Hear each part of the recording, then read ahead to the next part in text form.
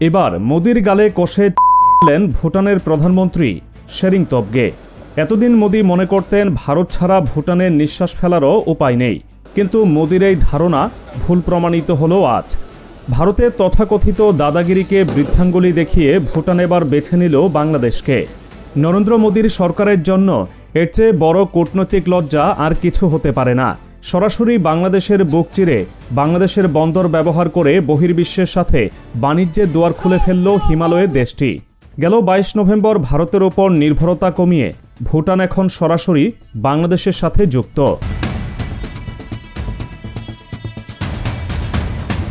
বর্তমানে ভুটানের প্রধানমন্ত্রী শেরিং তোবগে বাংলাদেশ সফরে রয়েছেন, আর এই সফরকালীন অবস্থাতেই হলো এই ঐতিহাসিক কর্মযজ্ঞ। 22 নভেম্বর থেকে আনুষ্ঠানিকভাবে শুরু হয়েছে ভুটানের পণ্য পরিবহনের প্রথম ট্রায়াল রান বা পরীক্ষামূলক কার্যক্রম। এতদিন যে রুটে ভারতের একচেটিয়া ব্যবসা ছিল, সেখানে এখন বাংলাদেশের আধিপত্য শুরু হলো।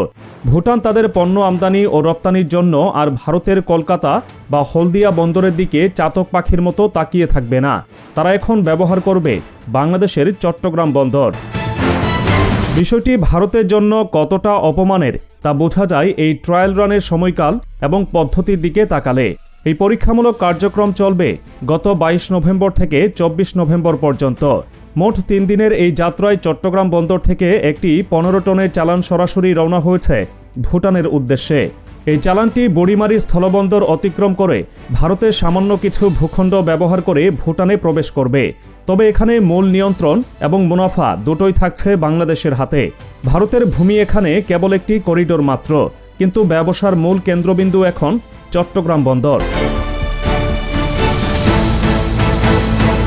বাণিজ্য মন্ত্রণালয়ের দায়িত্বশীল কর্মকর্তাদের দেওয়া তথ্য অনুযায়ী এই প্রথম ট্রায়াল রানটি সফল হলেই দক্ষিণ এশিয়ার স্থলবেষ্টিত দেশ ভুটান আর পেছনে ফিরে তাকাবে না। তারা নিয়মিতভাবে চট্টগ্রাম বন্দর ব্যবহার শুরু করবে। এই রুটের মোট দৈর্ঘ্য 684 কিলোমিটার, অর্থাৎ চট্টগ্রাম বন্দর থেকে খালাস হওয়া পণ্য বাংলাদেশের ওপর দিয়ে 684 কিলোমিটার পথ পাড়ি দিয়ে ভুটানে পৌঁছাবে। এই দীর্ঘ পথের পরিবহন ভাড়া, লজিস্টিক সাপোর্ট এবং অন্যান্য সব খরচ বাবদ বড় অঙ্কের বৈদেশিক মুদ্রা আয় করবে বাংলাদেশ। এতদিন এই পুরো ব্যবসাটা ভারতের পেটে যাচ্ছিল। মোদী সরকার ভাবতেও পারেনি যে তাদের নাকের ডগা দিয়ে ভুটান এভাবে বাংলাদেশের সাথে সরাসরি বাণিজ্যিক করিডোর তৈরি করে ফেলবে। এর চেয়েও বড় খবর হলো, এই ট্রায়াল রান চলাকালীন ভুটানের প্রধানমন্ত্রী শেরিং তোবগে খোদ বাংলাদেশে অবস্থান করছেন। একটি সরকারি গেজেট বিজ্ঞপ্তি থেকে নিশ্চিত হওয়া গেছে 22 থেকে 24 নভেম্বর পর্যন্ত তিনি বাংলাদেশে ভিভিআইপি প্রটোকল পাচ্ছেন। একজন রাষ্ট্রপ্রধান যখন নিজে উপস্থিত থেকে তার দেশের পণ্য পরিবহনের নতুন রুট চালু করেন, তখন বুঝতে বাকি থাকে না যে ভারতের উপর তাদের আস্থা ঠিক কতটা তলানিতে গিয়ে ঠেকেছে। বাণিজ্য সচিবের বক্তব্য থেকে বিষয়টি আরও পরিষ্কার হয়েছে। তিনি জানিয়েছেন, ভুটানি পণ্য পরিবহনের সুবিধার্থে বন্দর কর্তৃপক্ষ এবং জাতীয় রাজস্ব বোর্ড বা এনবিআরকে ইতিমধ্যে লিখিত সম্মতি দেওয়া হয়েছে। অর্থাৎ বাংলাদেশ সরকার এই প্রক্রিয়াটি দ্রুততম সময়ে বাস্তবায়ন করতে কতটা আন্তরিক, তাই তাড়াহুড়ো দেখলেই বোঝা যায়। যদিও এই সফরের সময় দুই দেশের বাণিজ্য মন্ত্রণালয়ের মধ্যে বাণিজ্য বা বিনিয়োগ সংক্রান্ত কোনো আনুষ্ঠানিক দ্বিপাক্ষিক বৈঠক হচ্ছে না, কিন্তু আগামী জানুয়ারিতে ভুটানের সাথে পরবর্তী বাণিজ্য সচিব পর্যায়ের বৈঠক অনুষ্ঠিত হওয়ার কথা রয়েছে। সেই বৈঠকে হয়তো পাকাপাকিভাবে ভারতের হাত থেকে ভুটানের বাণিজ্যের নিয়ন্ত্রণ পুরোপুরি বাংলাদেশের হাতে চলে আসবে। এই প্রক্রিয়া শুরু হয়েছিল 2023 সালের 22 মার্চে। সেদিন বাংলাদেশ ও ভুটানের মধ্যে agreement on the movement of traffic in transit চুক্তি ও প্রটোকল সই হয়। গত বছরের এপ্রিলে ভুটানে অবস্থিত বাণিজ্য সচিব পর্যায়ের বৈঠকে উভয় পক্ষ সম্মত হয়েছিল যে পারস্পরিক সুবিধাজনক সময়ে দুটি সফল ট্রায়াল রান সম্পন্ন হওয়ার পরই চুক্তিটি পূর্ণাঙ্গভাবে কার্যকর হবে। ভারত হয়তো ভেবেছিল এই চুক্তি কেবল কাগজেই সীমাবদ্ধ থাকবে, কিন্তু গত অক্টোবরে ভুটান একটি নোট ভার্বালের মাধ্যমে বাংলাদেশকে আনুষ্ঠানিকভাবে জানায় যে তারা প্রস্তুত। প্রথম ট্রায়াল রানের জন্য 15 টনের একটি চালান চট্টগ্রাম বন্দরের উদ্দেশ্যে লুট করা হয়েছে বলে তারা নিশ্চিত করে। ভুটানের এই সাহসী পদক্ষেপ প্রমাণ করে যে তারা ভারতের ছায়া থেকে বেরিয়ে আসতে কতটা মরিয়া। সবচেয়ে কৌতূহল জাগানো বিষয় হলো ভারতের সাথে বাংলাদেশের ট্রানজিট চুক্তির বর্তমান অবস্থা। 2024 সালের জাতীয় নির্বাচনের আগে ভারতের সাথে ট্রানজিট চুক্তির আওতায় বাংলাদেশ 4টি ট্রায়াল রান সম্পন্ন করেছিল। তখন মনে করা হচ্ছিল ভারত হয়তো বাংলাদেশের ওপর দিয়ে তাদের পণ্য পরিবহন নিয়মিত করবে, কিন্তু বাংলাদেশ সরকার পরিবর্তনের পর সেই চিত্র সম্পূর্ণ উল্টে গেছে। ভারতের সাথে সেই চুক্তির বাস্তবায়নের আর কোনো দৃশ্যমান অগ্রগতি নেই, অথচ ভুটানের সাথে প্রক্রিয়াটি ঝড়ের গতিতে এগিয়ে যাচ্ছে। এতে প্রমাণ হয় বর্তমান বাংলাদেশ সরকার ভারতের স্বার্থ দেখার চেয়ে নিজেদের স্বার্থ এবং অন্য বন্ধু রাষ্ট্রগুলোর সাথে সম্পর্ক উন্নয়নকে বেশি গুরুত্ব দিচ্ছে। ভারতের মোদী সরকার যা আশা করেছিল তার ঠিক উল্টোটা ঘটছে এখন। ফি এবং চার্জ নির্ধারণের ক্ষেত্রেও বাংলাদেশ দেখিয়েছে পেশাদারিত্বের চূড়ান্ত নিদর্শন। ভারত কর্তৃক চট্টগ্রাম ও মোংলা বন্দর ব্যবহারের ট্রানজিট ফি ও চার্জ আগে একটি আন্তঃসরকারি কমিটির মাধ্যমে নির্ধারণ হয়েছিল, যা নিয়ে অনেক বিতর্ক ছিল। ভুটান চুক্তির অধীনে কথা ছিল এটি যৌথ কারিগরি কমিটি ঠিক করবে, কিন্তু ভুটান এতটাই উদ্গ্রীব ছিল যে কমিটি গঠনের আগেই এবং চার্জ চূড়ান্ত হওয়ার আগেই তারা ট্রায়াল রানের অনুরোধ জানায়। চালানটি যেহেতু ইতিমধ্যেই চট্টগ্রাম বন্দরে পৌঁছে গেছে, তাই বন্ধুত্বপূর্ণ নিদর্শন হিসেবে বাংলাদেশ এই ট্রায়াল পরিচালনায় রাজি হয়েছে। এখানে ভারতের মতো দাদাগিরি বা আমলাতান্ত্রিক জটিলতা তৈরি করেনি বাংলাদেশ। অর্থের হিসাবে আসলে এই ট্রানজিট দিয়ে বাংলাদেশ আসলে কতটুকু লাভবান হবে? ভুটানের এই ট্রায়াল ট্রানজিটের জন্য বাংলাদেশ ফি ও চার্জের একটি নির্দিষ্ট তালিকা নির্ধারণ করেছে। এই তালিকা দেখলে বোঝা যায় প্রতিটি ধাপে বাংলাদেশ কিভাবে রাজস্ব আয় নিশ্চিত করেছে। তালিকায় রয়েছে প্রতি চালানের ডকুমেন্ট প্রসেসিং ফি 30 টাকা, শিপমেন্ট ফি ধরা হয়েছে প্রতি টনে 20 টাকা। নিরাপত্তার বিষয়টি অত্যন্ত গুরুত্বপূর্ণ, তাই নিরাপত্তা চার্জ ধরা হয়েছে প্রতি টনে 100 টাকা। এখানেই শেষ নয়, এসকর্ট ফি বাবদ প্রতি কন্টেইনার কিলোমিটার প্রতি 85 টাকা করে পাবে বাংলাদেশ, অর্থাৎ 684 কিলোমিটার পথের জন্য এই অঙ্কটি বেশ বড় হবে। এছাড়াও প্রশাসনিক চার্জ ধরা হয়েছে প্রতি টনে 100 টাকা এবং স্ক্যানিং ফি প্রতি কন্টেইনারে 254 টাকা। এর বাইরেও সড়ক টোল এবং করিডোর ব্যবহারের আলাদা ফি রয়েছে, যা সড়ক পরিবহন ও সেতু মন্ত্রণালয় নির্ধারণ করবে। অর্থাৎ ভুটানের পণ্য বাংলাদেশের মাটি স্পর্শ করলেই রাজস্ব আসবে। ভারতের কোনো লাভ এখানে নেই, পুরো টাকাই ঢুকবে বাংলাদেশের কোষাগারে।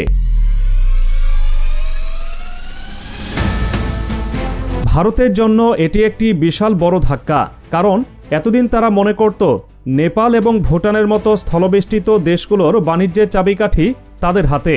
তারা যখন খুশি তখন শুল্ক বাড়াতো, যখন খুশি তখন পণ্য আটকে দিত, কিন্তু শেরিং তবগে সেই সুযোগ আর মোদী সরকারকে দিলেন না। চট্টগ্রাম বন্দর ব্যবহার করার অর্থ হলো ভুটান এখন বিশ্ববাজারের সাথে সরাসরি যুক্ত হলো ভারতের খবরদারি ছাড়াই। বিশেষজ্ঞরা মনে করছেন এই ঘটনা দক্ষিণ এশিয়ার ভূরাজনীতিতে ভারতের প্রভাব কমানোর ক্ষেত্রে একটি বড় ভূমিকা রাখবে। বাংলাদেশ যে কেবল ভারতের করিডোর হিসেবে ব্যবহৃত হতে রাজি নয়, বরং নিজের শর্তে ব্যবসা করতে জানে, এই বার্তাটি আজ বিশ্ব দরবারে পৌঁছে গেল। সরকার পরিবর্তনের পর অনেকেই ভেবেছিলেন বাংলাদেশের পররাষ্ট্র নীতি হয়তো দুর্বল হয়ে পড়বে, কিন্তু ভুটানের সাথে এই সফল ট্রানজিট কার্যক্রম প্রমাণ করে যে বাংলাদেশ এখন আগের চেয়েও অনেক বেশি কৌশলী এবং স্বাধীন চেতা।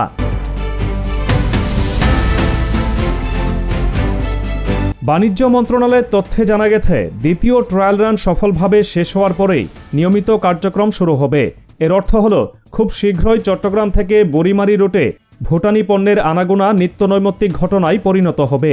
ভারতের শিলিগুড়ি করিডোর বা চিকেন স্নেক দিয়ে এতদিন যে একচেটিয়া নিয়ন্ত্রণ ভারত বজায় রেখেছিল, তার গুরুত্ব এখন কমতে শুরু করবে। ভুটান যদি দেখে বাংলাদেশের রুট তাদের জন্য সাশ্রয়ী এবং ঝামেলামুক্ত, তবে ভবিষ্যতে তারা তাদের বাণিজ্যের শতভাগই এই রুটে নিয়ে আসতে পারে। তখন ভারতের কলকাতা বন্দরের আয় এবং গুরুত্ব দুটোই আশঙ্কাজনক হারে কমে যাবে। বিষয়টি ভারতের জন্য আরও যন্ত্রণাদায়ক, কারণ গত কয়েক বছরে ভারত চেষ্টা করেছিল বাংলাদেশের বন্দর ব্যবহার করে নিজেদের উত্তর পূর্বাঞ্চলীয় রাজ্যগুলোতে পণ্য নিতে, কিন্তু সেই চেষ্টা এখন হিমাগারে। অথচ ভুটান সেই একই সুবিধা নিয়ে এগিয়ে যাচ্ছে। মোদী সরকারের পররাষ্ট্র নীতির এটি একটি চরম ব্যর্থতা। তারা তাদের সবচেয়ে বিশ্বস্ত প্রতিবেশী হিসেবে দাবি করা বাংলাদেশের সাথে সম্পর্ককে এমন এক পর্যায়ে নিয়ে গেছে যেখানে বাংলাদেশ এখন ভারতের চেয়ে ভুটানের সাথে বাণিজ্য বাড়াতে বেশি আগ্রহী। এনবিআর বা জাতীয় রাজস্ব বোর্ডের ভূমিকাও এখানে প্রশংসনীয়। তারা দ্রুততম সময়ে লিখিত সম্মতি দিয়ে প্রমাণ করেছে যে দেশের স্বার্থে আমলাতান্ত্রিক জটিলতা কাটাতে তারা প্রস্তুত। ভুটানি পণ্য পরিবহনে বন্দর কর্তৃপক্ষও সর্বোচ্চ সহযোগিতা করছে। ভারতের ক্ষেত্রে আমরা প্রায়ই দেখেছি সীমান্তে নানা অজুহাতে বাংলাদেশি পণ্য আটকে দেওয়া হয়, অ্যান্টি ডাম্পিং শুল্ক আরোপ করা হয়, কিন্তু বাংলাদেশ ভুটানের ক্ষেত্রে দেখাচ্ছে উদারতা এবং ব্যবসায়িক পেশাদারিত্ব। এই আচরণের পার্থক্যই ভুটানকে বাংলাদেশের দিকে ঝুঁকতে বাধ্য করেছে। আগামী জানুয়ারিতে যে সচিব পর্যায়ের বৈঠক হতে যাচ্ছে, সেখানে আরও বড় কোনো ঘোষণা আসতে পারে বলে ধারণা করা হচ্ছে। হয়তো তখন শুধু 15 টন নয়, হাজার হাজার টন পণ্য পরিবহনের চুক্তি হবে। ভুটানের জলবিদ্যুৎ প্রকল্পগুলোর জন্য প্রয়োজনীয় ভারী যন্ত্রপাতি থেকে শুরু করে নিত্য প্রয়োজনীয় সামগ্রী সবই তখন যাবে বাংলাদেশ হয়ে। এর ফলে বাংলাদেশের পরিবহন খাত, লজিস্টিক খাত এবং বন্দর কেন্দ্রিক অর্থনীতিতে একটি বিশাল জোয়ার আসবে। ট্রাক মালিক থেকে শুরু করে বন্দরের শ্রমিক সবাই এই নতুন বাণিজ্যের সুফল ভোগ করবেন। ভারতের নীতি নির্ধারকরা এখন নিশ্চয়ই কপালে হাত দিয়ে ভাবছেন কোথায় ভুল হলো। আসলে ভুলটা তাদের অহংকারে। তারা ভেবেছিল বাংলাদেশ এবং ভুটান চিরকাল তাদের নির্দেশ মেনে চলবে, কিন্তু বাস্তবতা হলো অর্থনৈতিক স্বার্থ এবং জাতীয় মর্যাদা যখন সামনে আসে, তখন কোনো দেশই অন্যের দাদাগিরি সহ্য করে না। ভুটানের প্রধানমন্ত্রী শেরিং তবগের এই পদক্ষেপ এবং বাংলাদেশের বর্তমান সরকারের ইতিবাচক সাড়া, এই দুইয়ের মিলনে দক্ষিণ এশিয়ায় একটি নতুন অক্ষ তৈরি হচ্ছে, যেখানে ভারতের কোনো খবরদারি নেই। 22 নভেম্বর থেকে শুরু হওয়া এই ট্রায়াল রান কেবল একটি পণ্য পরিবহন কার্যক্রম নয়, এটি একটি বার্তা। এই বার্তাটি হলো বিকল্প পথ খোলা আছে। ভারতের ওপর নির্ভরতা কোনো নিয়তি নয়। বাংলাদেশ তার ভৌগোলিক অবস্থানকে কাজে লাগিয়ে অর্থনৈতিক পরাশক্তি হওয়ার পথে এগিয়ে যাচ্ছে। আর এই যাত্রায় ভুটানকে সঙ্গী করে বাংলাদেশ বুঝিয়ে দিল, প্রতিবেশী হিসেবে ভারত যদি সদয় না হয়, তবে বিকল্প বন্ধু খুঁজে নিতে বাংলাদেশের সময় লাগে না। মোদির পররাষ্ট্রনীতি যখন ব্যর্থতার গ্লানি টানছে, তখন বাংলাদেশের চট্টগ্রাম বন্দর ব্যস্ত হয়ে উঠছে ভুটানি পণ্যের কন্টেইনার সামলাতে। এটাই হলো আজকের দিনের সবচেয়ে বড় বাস্তবতা।